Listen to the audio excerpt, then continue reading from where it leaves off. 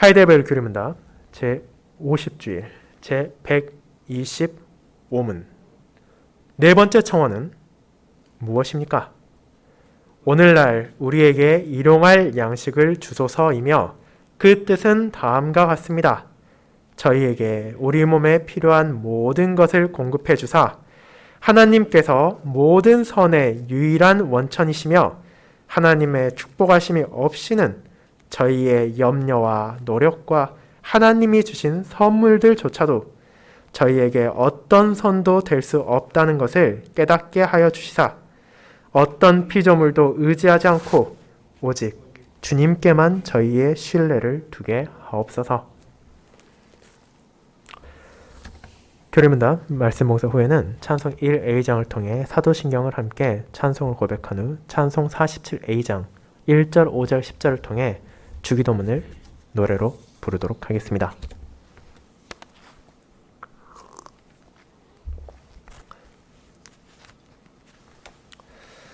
사랑하는 주 예수 그리스도 안에 있는 형제 자매님들, 최근 들어 우리 사회를 가장 뒤흔들고 있는 문제 중 하나는 아동학대 혹은 아동방임이라 불리는 범죄입니다.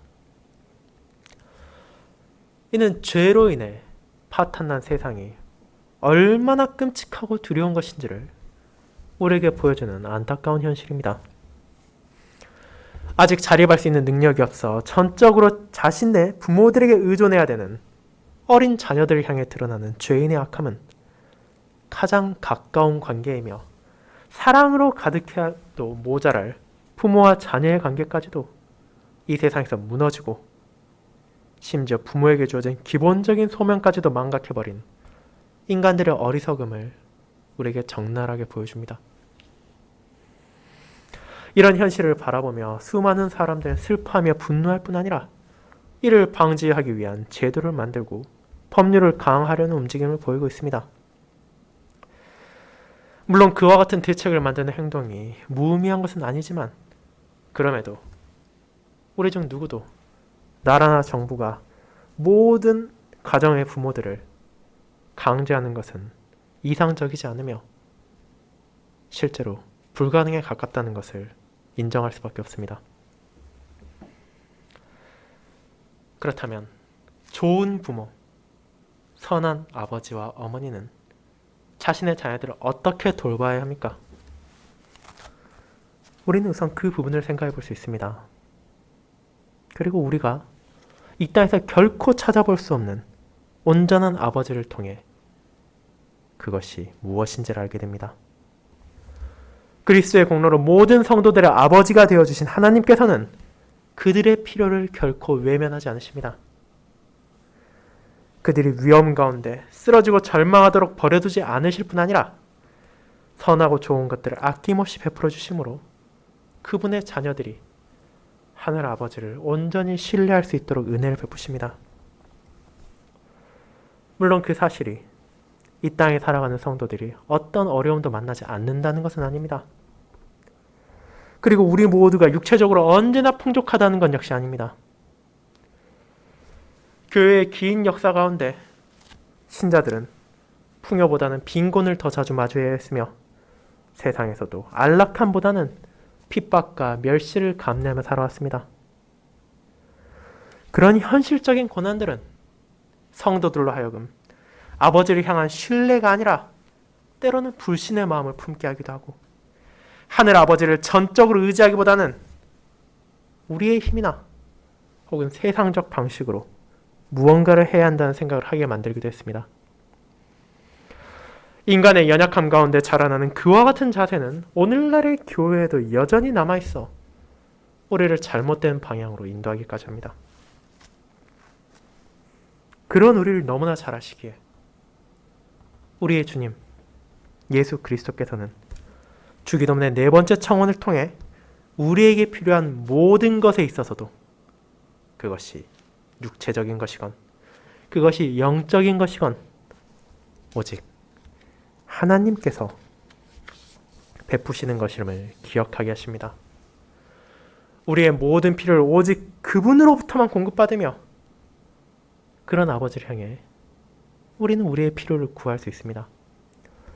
그리고 그 기도의 대상이신 하나님께서는 어떤 부족함도 없으신 우리의 하늘 아버지시기에 이 청원을 외면하지 않으시며 그분의 자녀들의 필요를 조금의 부족함도 없이 채워주심으로 돌보신다는 것을 우리는 깨닫게 될 것입니다. 저는 이제 오늘날 우리에게 일용할 양식을 주소서라는 주기도문의 간구의 의미를 함께 고백하는 교리문답 제50주일을 자신의 자녀를 돌보시는 하늘아버지라는 제목으로 나누고자 합니다. 그리고 이를 통해 자녀들의 육체의 필요와 영혼의 필요를 모두 채워주시는 하늘아버지의 사랑에 대해 알아보도록 하겠습니다. 첫 번째, 자녀의 육체의 필요를 채워주신 하늘아버지에 대해 알아보겠습니다.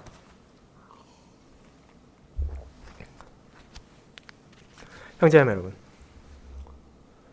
우리가 함께 고백했던 것과 같이 주기도문 전반부에 나오는 세 청원은 하나님의 영광과 거룩함을 구하는 신자의 기도이며 동시에 그런 하늘 아버지의 자녀로서 우리가 합당한 삶을 살아야 한다는 것을 알려주고 있었습니다.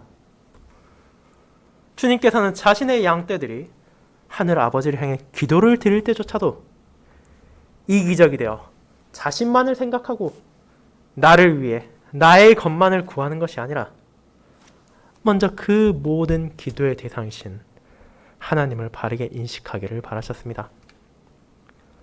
그렇게 아버지의 이름과 아버지의 나라와 아버지의 뜻을 그분의 자녀로서 먼저 알아야 했습니다. 아버지의 거룩함을 바르게 알지 못하고는 우리가 그분의 거룩함을 반영할 수 없으며 아버지의 나라를 구하지 않고는 우리에게 주어진 위로를 알 수 없을 뿐 아니라 아버지의 뜻을 모른다면 이 세상에서 우리는 그분의 자녀로서 구별된 삶을 살아갈 수 없기 때문입니다. 그리고 그 모든 것을 오직 아버지의 은혜로만 주어짐을 우리는 고백합니다. 첫 번째 청원에서 우리는 성령 하나님의 은혜로 말미암아 아버지의 거룩하심을 바르게 이해하며 그 이름이 이 땅에 부족한 자녀들, 저와 여러분들로 말미암아 더럽혀지지 않기를 간구합니다. 또한 거기에서 멈추지 않고 그 이름에 합당한 영광과 찬양을 아버지께서 받으시기를 기도드렸습니다. 거기서 이어지는 두 번째 청원에서 우리는 아버지의 나라가 임하기를 기도했습니다. 그리고 이 기도를 통해 우리가 고백했던 것은 이 세상이 비록 비참과 슬픔으로 가득 찬 것처럼 보일지라도 여전히 하늘 아버지의 통찰이 있다는 것이었으며 그렇게 우리가 세상의 불신자처럼 불평과 불만을 입에다고 사는 것은 합당하지 않다는 것이었습니다. 사도 바울이 로마의 불합리한 박해와 유대인들의 공격이 이어지는 가운데서도 자족할 수 있었던 이유는 바로 그리스도 안에서 이 진리를 붙잡고 있었기 때문입니다. 그리고 우리 역시도 그와 같은 하나님의 능력을 인식하며 자족하지만 동시에 이 세상에서 안주하려 하진 않습니다. 신자에게 있어 세상은 어디까지나 온전한 영광이 기다리는 아버지의 나라에 비하면 모든 면에서 부족할 뿐 아니라 언제나 흔들리고 결국 무너져 내릴 우리의 영원한 안식처가 될 수 없기 때문입니다. 그 사실을 너무도 잘 알기에 신자는 하나님을 대항하는 모든 원수들이 파괴되고 아버지께서 만유의 주로서 온전한 충만하심을 드러내실 그분의 나라가 임할 날을 간절히 간구합니다. 그리고 이어졌던 세 번째 청원은 아버지의 뜻에 대해서 다루고 있었습니다. 우리는 사람의 뜻과 하나님의 뜻이 극명하게 다를 수 있음을 베드로와 예수님의 대화를 통해 알게 되었습니다. 비록 우리 자신도 그와 같은 경험을 하고 있음에도 불구하고 외면하고자 했던 것을 주님께서는 말씀 가운데 자신의 백성들에게 상기시키십니다. 사랑하는 스승의 고난과 죽음을 부인하며 예수님께 세상의 방식과 세상의 영광을 얻기를 구했던 베드로는 우리와 마찬가지로 인간의 일을 생각하며 인간의 방식으로 하나님의 뜻을 제안하고자 했습니다. 하지만 예수님께서는 비록 베드로와 제자들이 악한 의도로 그런 말을 하고 그런 생각을 했던 것은 아닐지언정 그것이 결국 독생자의 죽음과 부활을 통해 자신의 백성을 구속하시려는 아버지의 뜻을 벗어나려는 유혹이기에 그를 향해 사탄아 내 뒤로 물러가라고 꾸짖으신 후 아버지의 뜻을 따르는 사람이 진정 무엇인지를 알려주셨습니다. 그 삶은 우리의 기준으로 모든 것을 바라보는 것이 아니라 비록 십자가를 지고 그 길에 박해가 기다리고 그 끝에 죽음이 기다리고 있을지언정 아버지께서 말씀으로 계시한 진리를 따라 살아가는 것이었습니다. 이는 자신의 뜻을 고집하고 내 생각과 내 기준으로 모든 것을 바라보며 행동하는 것이 아니라 바로 자기 자신을 먼저 부인함으로 시작됩니다. 나의 뜻이 선하고 온전한 것이 아니라 오직 아버지의 뜻만이 선하다는 것을 시인함으로 우리는 그분의 뜻을 따르는 것이야말로 아버지의 자녀로서 합당한 것임을 알게 되며 그 삶의 여정이 세상적 기준으로는 고행으로 보이고 고생을 사는 것처럼 보일지라도 실제로는 오직 그 길만이 우리를 참된 생명으로 인도함을 고백합니다. 온 천하를 얻고도 목숨을 잃으면 유익할 것이 없는 것처럼 우리가 아버지의 뜻을 따를 때 그것이 세상을 잃는 것처럼 보일지언정 실제로는 영원한 생명을 찾을 것이기에 이것은 우리에게도 진정으로 유익한 것이었습니다. 성도는 그와 같이 자기 자신의 부패한 뜻이 아니라 아버지의 거룩한 뜻과 그 뜻 가운데 주어질 유익을 알기에 이제 자신의 직분과 자신에게 주어진 소명을 신실히 임할 수 있도록 아버지의 은혜를 구합니다. 하늘의 천사들이 아버지의 뜻을 드러내며 자기 자신을 복종하는 것처럼 우리가 우리 자신의 죄악된 본성을 굴복시키고 기쁨과 즐거움으로 아버지께서 주신 가르침에 따라 생각하고 말하며 행동하는 삶을 감당할 수 있도록 은혜를 베풀으시길 청원합니다. 그리고 이와 같이 매번 기도에 앞서 아버지의 거룩함과 아버지의 나라와 아버지의 뜻을 구하는 자신의 자녀들의 기도를 하늘아버지께서는 기꺼이 들어주실 것이며 성령 하나님의 역사하심을 통해 우리가 자신의 소명을 잊지 않게 하시고 오직 하나님만을 의지하며 세상과 구별되어 살아갈 수 있도록 필요한 모든 것들을 아낌없이 베풀어 주십니다. 이처럼 주기도문의 첫세 청원은 하나님을 향해 기도하는 우리의 자세를 보여줄 뿐 아니라 그분께 기도를 드리는 것 자체가 위로와 소망을 주며 우리가 항상 잊지 말아야 할 삶의 자세까지도 알려주었음을 보여줍니다. 그리고 이제 그런 기도를 드린 후에 마침내 신자는 하늘 아버지께 자신의 필요를 구합니다.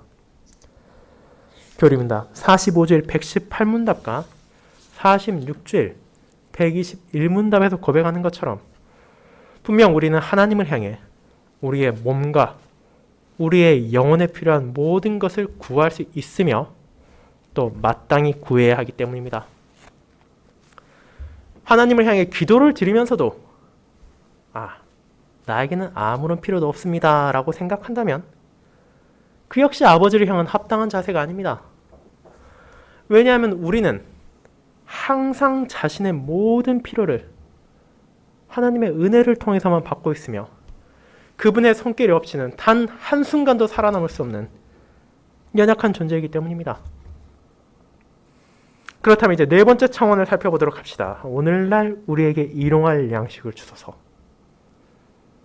이 기도는 우리 인간에게 필수적인 가장 기본적인 요소에서부터 하나님만을 신뢰한다는 것을 보여줍니다. 먼저 이 기도의 문자적인 의미를 해석하면 다음과 같습니다. 오늘날이라는 표현은 아침에 말한다면 그날 하루를 가리키지만 늦은 저녁에 쓴다면 내일 하루를 가리킬 수도 있습니다. 쉽게 말하자면 이 표현은 그 말을 쓰는 시점에서 24시간 정도를 가리킨다고 생각하실 수 있을 것입니다. 그렇게 기도를 드린 시점에 따라 이는 오늘 당장 먹을 양식을 구하는 것일 수도, 혹은 밤에 내일 먹을 양식을 간구하는 것으로 사용될 수도 있지만, 어느 쪽의 방식을 취하더라도 분명한 것은 그것이 오랜 기간을 말하지 않는다는 것입니다. 신자가 아버지에게 아침에 구하는 것은 그날의 양식에 대한 염려를 내려놓을 수 있도록 인도해달라는 것이며, 저녁에 구하는 것은 다음날 그런 양식으로 말미암아 아버지께서 주신 소명을 임하지 못한 일이 생기지 않도록 돌보아 주시길 부탁드리는 것입니다. 그렇다면 왜 신자는 영원한 양식을 구하는 것이 아닙니까? 하루하루 오늘날 양식을 구하는 것이 아니라 우리가 평생 먹고도 부족함이 없을 정도로 많은 양식, 그리고 그 모든 것을 살 수 있을 정도의 돈을 구하면 안 되는 것입니까? 그런 생각은 기본적으로 이 기도를 통해 주님께서 알려주시고자 하는 것과 정반대인 것입니다. 이 기도는 우리가 일상에서 매일매일 하루의 필요를 오직 겸손히 아버지께 구한다는 것입니다. 그리고 그것을 아버지께서 주신다는 것을 확신하게 이 기도를 드릴 수 있습니다. 하지만 우리가 한 달, 1년, 아니면 영원히 먹을 양식을 지금 달라는 것은 무엇입니까? 그것은 바로 지금 그것을 내 손에 쥐지 않으면, 그것을 내가 직접 가지지 않고는 하나님께서 그것을 이루어 주실지 모르겠다는 불신앙을 드러내는 것입니다. 그렇게 우리가 구하는 것은 영원한 양식을 받아 평생토록 근심과 걱정 없이 살고 싶다는 것이 아니라, 매일매일 이 기도를 주님께 드리며 오늘 하루도 내일 하루도 하나님만을 의지하며 우리가 살아가며 하나님께서 우리의 필요를 공급해 주실 것이라는 것을 고백하는 것입니다. 그렇게 동시에 이 기도에서 구하는 것은 거창한 진수성찬이 아니라 당시 노동자들의 가장 기본적인 식사였던 떡, 그리고 빵입니다. 주님께서 이 기도를 가르치실 때 그분을 따르던 많은 백성들은 오늘날의 기준으로 보았을 때 너무나 불안정한 삶을 살고 있었습니다. 그들은 하루하루 일당을 받으며 일했으나 노동의 강도와 위험성으로 인해 한번 다치거나 질병에 걸려 아프기라도 한다면 며칠 일을 못하는 것은 다반사였습니다. 그런 상황에서 하루하루 끼니를 걱정하며 살던 이들에게 너희가 육체의 필요를 걱정하지 않아도 된다고 가르치는 것은 지금 우리가 이 고백을 바라보는 것보다 훨씬 더 절실하고 감사하게 느껴졌을 것입니다. 이미 모든 것을 다 가진 사람들에게 더 이상 걱정할 필요 없다라고 말하는 것이 아니라 아무것도 가지지 못한 이들에게 염려하지 말라고 말하는 것은 그들에게 찾아오는 의미가 다르지 않겠습니까? 일반적으로 사람은 자신의 경험으로 무언가를 판단하며 자신들의 삶의 기본적인 요소들에 대해서는 더더욱 그런 경향을 가집니다. 먹고 마시는 것, 그리고 우리가 입는 것, 우리가 잠을 청할 장소에 대해 많은 사람들이 민감하며 그것 중에 하나라도 부족하거나 문제가 생길 경우 근심과 걱정을 멈출 수 없게 됩니다. 내가 지금 당장 무언가를 하지 않는다면 큰 문제가 생길 것이라 생각하고 어떻게든 그 상황을 해소하기 위해 움직이며 내 능력으로 이를 해결해야 될 것이라는 초조함에 사로잡히기까지 합니다. 물론 우리가 오해하지 말아야 됩니다. 자신의 육체에 필요한 양식을 위해 신실히 일하고 노력하는 것은 절대 잘못된 것이 아니며 하나님으로부터 직분과 소명을 받은 자로서 마땅히 해야 할 일입니다. 하지만 이 기도를 통해 우리가 경계해야 되는 자세는 그런 사고방식이 임해에서 자랄 수 있는 하나님을 향한 불신과 자기 자신을 향한 신뢰입니다. 그렇게 우리는 오늘 신자가 일용할 양식을 구하는 자세를 알려주는 구약의 두 사례를 살펴보므로 우리가 이 기도를 드릴 때 과연 무엇을 기도해야 되는지를 생각해 보도록 하겠습니다. 이 기도, 오늘날 우리에게 일용할 양식을 주소서라는 기도를 드릴 때 가장 먼저 이 기도를 들었던 백성들이 떠올릴 수 있었던 사례가 있습니다. 하나님께서 매일매일 양식을 주셨던 대표적인 사건은 무엇입니까? 바로 그들의 선조들이 경험했던 광야에서 하나님이 백성들을 주신 만나와 메추라기 그리고 물입니다. 여러분이 출애굽기 16장을 펼쳐본다면 하나님의 은혜를 받고 그분께서 베푸신 기적을 경험했음에도 불구하고 끊임없이 불평을 멈추지 않는 완악한 인간의 모습을 바라볼 수 있습니다.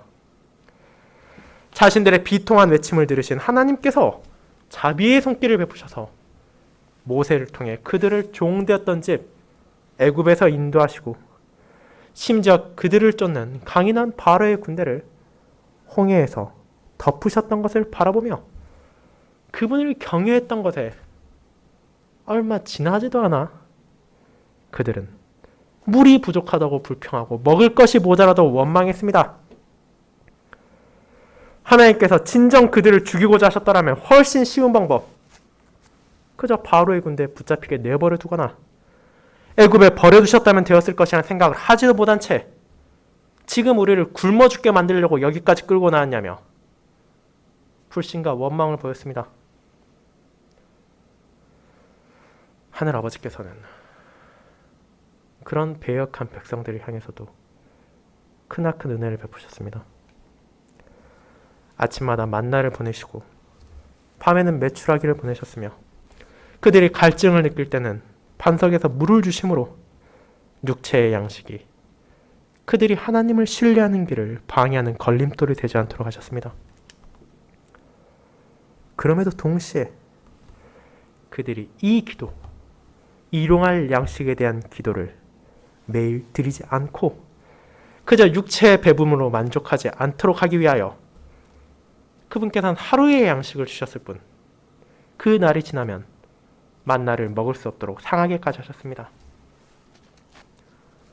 이런 과정을 통해 이스라엘 백성들은 자신들의 가장 기본적인 필요, 먹고 마시는 것이 오직 매일같이 베풀어지는 아버지의 은혜로만 받을 수 있다는 것을 인식할 수 있었습니다. 하지만 그뿐이었습니까? 하나님께서는 그들을 광야에서 인도하신 40년 동안 옷이 낡아지지 않게 하셨으며 신도 헤어지지 않게 하심으로 광야의 뜨거운 밤과 뜨거운 낮과 차가운 밤이 그들을 상하지 않도록 육신까지도 보호하셨습니다. 우리가 오전 예배 때 불렀던 너무도 친숙한 시편 121편에서 노래했던 것처럼 낮의 해도 밤의 달도 그들을 상하거나 해치지 않도록 돌보셨던 것입니다. 하지만 그럼에도 목이 곧은 이 백성은 그 후에도 끊임없이 불평과 불만을 멈추지 않고 하나님을 향한 불신을 드러내었다는 것을 우리는 알고 있습니다. 그와 같은 하나님의 손길을 경험한 다른 사람이 있었습니다. 우리가 앞서 부르고 읽었던 시편 33편의 저자가 바로 그 사람입니다. 하지만 이 시를 지은 다윗의 반응은 자신의 선조들과는 전혀 달랐습니다. 시편 34편의 표제에서 나온 것처럼 이 시는 다윗 왕의 수많은 인생의 굴곡 가운데 가장 비참한 시기 중 하나로 꼽히던 때에 지어진 시입니다. 그는 이스라엘의 왕으로 세워진 사울에게 신실했으나 사울은 그를 왕권을 위협하는 경쟁자로 바라보고 죽이려 했습니다. 사울은 다윗을 자신의 딸과 결혼시키고 자신의 아들과도 절친했음을 알면서도 다윗을 기어코 죽이려고 했으나 그의 아들과 딸인 요나단과 미갈은 다윗을 도와 그를 도망치게 했으며 제사장 아히멜렉 역시 그에게 진설병과 골리앗의 칼을 주므로 그를 향한 하나님의 돌보심을 나타내었습니다. 그럼에도 그의 목을 향해 다가오는 사울의 칼날은 여전히 날카로웠으며 마침내 다윗은 자신이 대적하던 가드왕 아기스에게로 향하여 안전을 구하고자 했습니다. 어쩌면 사울이 결코 생각하지 못할 장소로 피신하겠다는 생각으로 그런 행동을 했을지 모르지만 아기스의 신화는 결코 다윗에게 호의적이지 않았습니다. 마침내 그곳에서 또 다른 생명의 위협을 느낀 다윗은 정신이 나간 것처럼 행동하므로 위험을 모면하고 그곳에서 탈출할 수 있었습니다. 이와 같은 일련의 경험을 누군가가 한다면 다음 두 가지 중 하나를 택할 것입니다. 하나님을 향해 왜 나한테 이렇게 큰 어려움을 주냐고, 내가 뭘 잘못했냐고 원망을 토하거나, 그렇지 않다면 그 모든 상황을 헤쳐나간 나의 기지가 얼마나 뛰어나냐고 교만해질 것입니다. 그것이 일반적인 사람들의 반응일 것입니다. 하지만 다윗은 무엇을 말합니까? 시편 34편에서 드러나듯이 그는 오히려 자기 자신을 낮추고 여호와의 선하심을 높입니다. 그는 자신이 환난에서 빠져나올 수 있었던 것이 내 지혜나 내 능력 때문이 아니라 오직 하나님께서 나에게 은혜를 베푸셨다고 고백합니다. 곤고할 때 자신이 부르짖은 외침을 그분께서 들으셨고, 내가 굶주릴 때 그가 구했던 양식을 베푸셨습니다. 그는 먹을 것이 없을 때 여호와께 바쳐진 떡을 하나님께서 주셨음을 경험했으며, 그가 빈손으로 무력할 때 그를 지킬 수 있는 칼을 받았습니다. 그렇게 누구보다도 두려운 고난을 경험했으며, 심지어 아직도 그 환난을 온전히 빠져나오지 못했음에도 불구하고 다윗은 담대하게 고백합니다. 젊은 사자는 궁핍하여 줄일지라도 여호와를 찾는 자는 모든 좋은 것에 부족함이 없으리다 라고 말입니다. 시편 34편 10절입니다. 근동 지방에서 활력과 힘을 상징하는 젊은 사자처럼 강력해 보이는 원수들이라 하더라도 언젠가는 궁핍하고 추리고 어려운 때를 만날 것이지만, 다윗의 신실한 자들을 향해 여호와를 찾는 자들은 피난처를 가지고 있음을 고백합니다. 비록 이어지는 19절에서 의인은 고난이 많으나라고 고백하므로 성도들 역시 이 땅에서 환난을 피할 수 없으며 육체적 어려움 역시 겪게 될 것을 고백하지만, 그럼에도 여호와께서 그들을 보호하시고 궁극적으로 어떤 상황에서도 선으로 인도하시는 데 필요한 모든 것을 주실 것이기에 신자들은 부족함을 느끼지 않을 것입니다. 그리고 그들은 우리의 일상의 가장 기본적인 먹고 마시는 것에 있어서도 이 선하심을 경험합니다. 우리가 매일같이 식탁에 두고 먹고 마시는 음식과 물, 우리가 입는 옷과 우리가 잠을 청할 수 있는 집까지도 자녀들을 향한 하나님의 성필로 주어진 것이기에 이를 누릴 때 우리는 마땅히 감사의 마음을 가져야 할 것입니다. 사랑하는 형제자매 여러분, 그리고 이 기도를 가르치신 주님께서는 진정 육체의 양식에 대한 근심을 내려놓고 오직 아버지를 의지함으로 자신의 사역을 하셨습니다. 세상의 부와 권력을 원하셨다면 얼마든지 그 모든 것을 얻을 수 있으셨음에도 불구하고 공군과 어려움 가운데서도 아버지만을 의지하며 그분께서 주신 소명에 따라 불평과 불만 없이 신실히 살아가셨습니다. 그렇게 주님의 이 기도는 더욱더 진실되며 큰 의미를 가집니다. 이는 육체의 필요에 있어서 아무런 걱정도 없이 살아가는 부유한 정치인이나 권력자의 이빨린 말이 아니며, 실제로 그분의 삶에 있어서 계속되어 증거되는 아버지를 향한 신뢰의 자세를 우리에게도 알려주신 것이기 때문입니다. 이 기도를 자신의 백성들에게 주심으로 그런 자세를 그들 역시 잊지 않게 하셨습니다. 이 땅에서 살아가며 우리 모두는 상대적으로 더 풍요롭거나 덜 풍족할 수도 있습니다. 교회의 형제 자매들이라 하더라도 각자의 환경은 제각각 다르며 모두의 필요가 결코 일치하지도 않을 것입니다. 그럼에도 이 기도를 드릴 때 우리가 잊지 말아야 하는 것은 그 모든 필요가 결국 아버지의 돌보심이 없다면 공급되는 것이 아니며 그분의 은혜가 없으면 세상에서 아무리 귀하고 좋은 것이라 하더라도 우리에게 선이 될 수 없다는 것입니다. 그것을 기억할 때에만 우리는 다윗과 같이 아버지께서 베푸신 것을 받을 때 진심으로 그분의 선하심을 맛보아알며 그분께서 한없이 주신 복이 얼마나 큰지를 고백할 수 있습니다. 그리고 이를 경험하며 고백할 때 그분의 자녀들은 아버지의 은혜가 우리의 육체의 필요를 채워주심에 멈추지 않고 영혼의 필요까지도 채워주신다는 것을 알게 될 것입니다. 그것이 두 번째, 자녀의 영혼의 필요를 채워주시는 하늘 아버지로 이어집니다.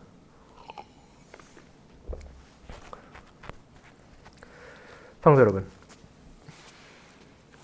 그와 같이 자녀의 육신에 필요한 것들을 공급해 주시는 아버지의 손길은 분명 너무도 감사한 것입니다. 우리는 그분의 사랑을 신뢰하며 의지하고 이 땅에서 살아갈 수 있습니다. 그리고 그런 자세를 주님께서 이 청혼을 통해 떠올리게 하셨기에 우리는 결코 잊어서는 안 될 것입니다. 하지만 이 기도가 아버지를 향한 우리의 육신의 필요에 대한 신뢰의 자세를 나타내는 것은 분명하지만 그렇다고 해서 하늘 아버지께서 우리의 육체의 필요만 채워주시는 것이 아닙니다. 분명 이후의 기도에서 나오는 것처럼 그분께서는 우리 영혼에 필요한 모든 것을 공급해 주시며 그것이 바로 우리의 육체의 필요를 공급해 주시는 이유이기도 합니다.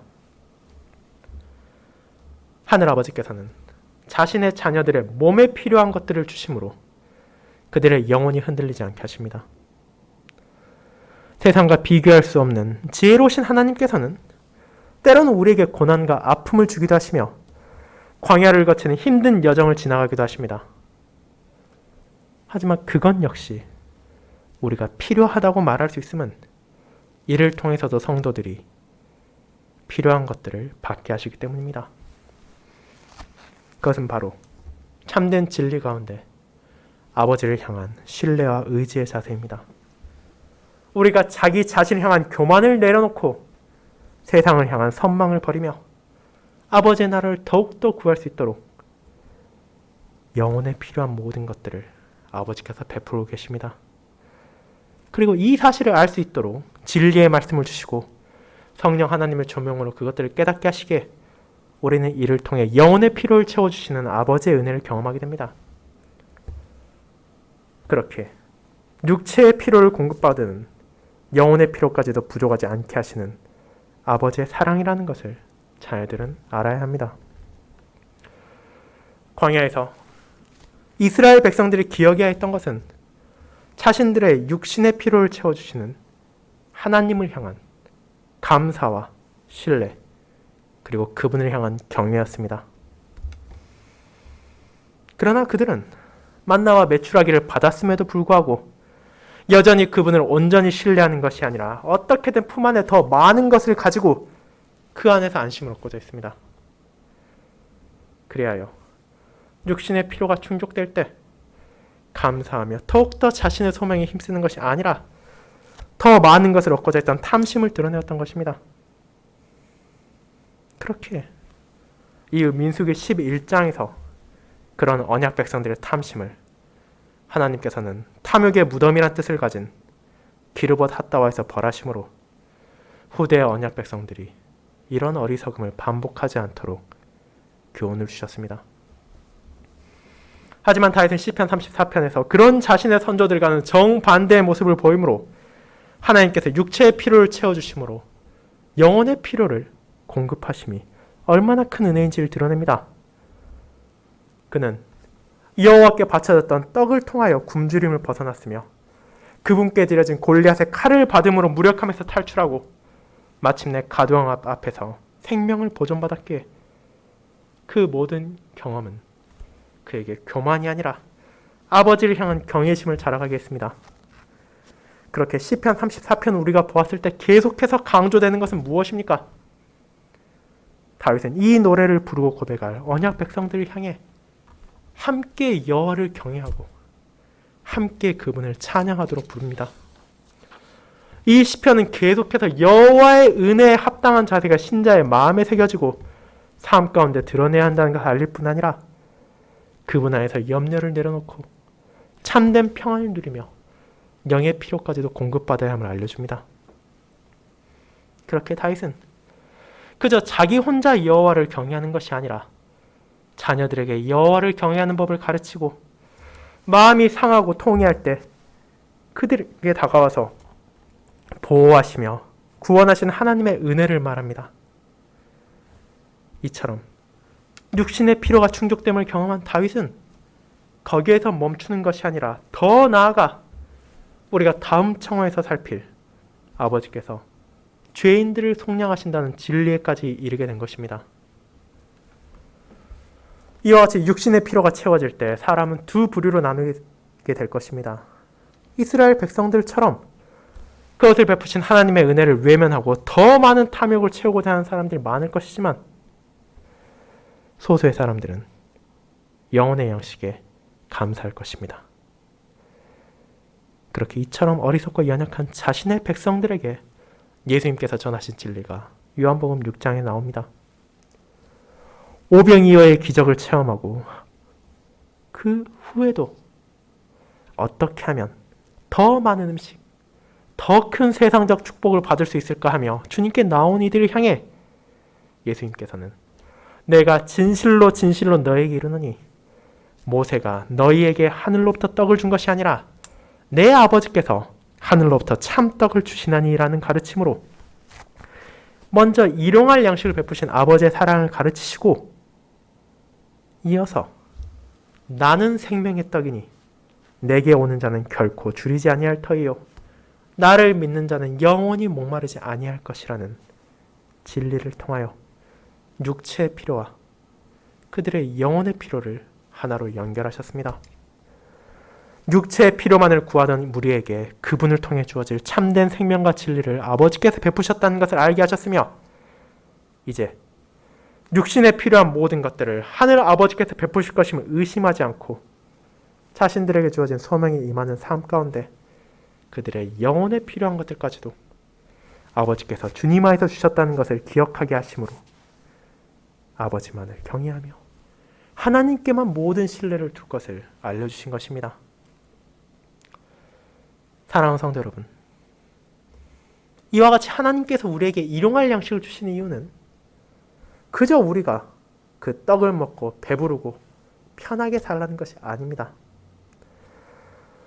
세상의 부모가 자신의 자녀들에게 먹을 것과 입을 것만을 주고 어떠한 훈육도 하지 않으면 아동학대라 부르는 것처럼 주님께서 우리에게 일용할 양식만을 주심으로 자신의 의무를 다했다 말하시고 버려두는 것이 아니라 우리의 영혼의 양식까지도 온전히 공급하심으로 우리가 진리의 길을 나아가게 하십니다. 우리에게 넘치지도 않고 부족하지도 않도록 모든 필요를 공급하시고 육체의 필요로 인해 우리가 염려하거나 잠재하지 않게 하시고 그런 선물들을 바르게 받아들이고 깨닫게 함으로 우리가 하늘아버지를 더욱 경외하며 그분을 신뢰하고 그분께서 우리에게 필요한 영혼의 양식까지도 충분히 심어주심을 확신하게 합니다. 그렇게 우리는 앞서 고백한 것처럼 일상의 삶에서 먹고 마실 때도 여호와의 선하심을 맛볼 수 있습니다. 하지만 그뿐 아니라 아버지의 말씀을 읽고 우리가 그분께 기도를 드릴 때 영혼의 필요만이 아니라 그분께서 우리의 육체의 필요까지도 충족시켜 주심을 의심하지 않은 신뢰를 가질 수 있습니다. 육체의 필요와 영적인 필요가 따로 분리되어 육신의 것은 세상에서 주어지고 영혼의 것만 하나님으로부터 나오는 것이 아니라 하나님의 자녀들이 이 땅에서 살아가는 데 필요한 모든 것이 진정 선의 유일한 원천이신 하늘 아버지로부터 주어지며 그 모든 것을 결코 부족함 없이 누리고 있음에 감사할 수 있습니다. 그렇게 저와 함께 이 기도를 이번 한 주 드리며 그런 기도를 통해서 우리에게 필요한 모든 육체의 양식과 영혼의 양식을 공급하신 아버지를 더욱더 신뢰하며 그분을 경외하도록 합시다. 아멘.